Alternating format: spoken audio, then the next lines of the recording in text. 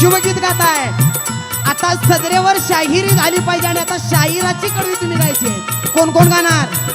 कोण कोण गाणार? या बाजूला, या बाजूला, या बाजूला.